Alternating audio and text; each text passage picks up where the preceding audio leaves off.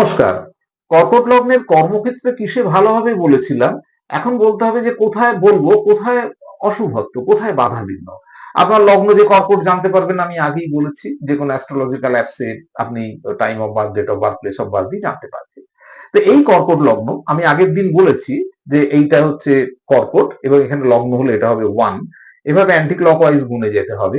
সেক্ষেত্রে বৃহস্পতি আর মঙ্গল যদি দেখেন যে আপনার মঙ্গল সেক্ষেত্রে তৃতীয়তে রয়েছে বা অষ্টম স্থানে, বিশেষ করে কুম্ভ গুণে যাবেন এখানে থাকে, তাহলে কিন্তু আপনাকে ভীষণ বাধা, প্রতি পদে আপনার হঠকারিতা বা আপনার অন্যান্য নানান ক্ষেত্রে নানান বাধা বিঘ্ন কিন্তু কর্মক্ষেত্রে আসবেই আসবে। আর বৃহস্পতি যদি এখানে সপ্তমে থাকে, 1 2 3 4 করে গুণে সাথে থাকে বা আপনার দ্বাদশ স্থানে থাকে, 12তে থাকে, তাহলেও কিন্তু সেক্ষেত্রে আপনাকে কর্মক্ষেত্রে অনেক বাধা বিঘ্নের সম্মুখীন হতে হবে।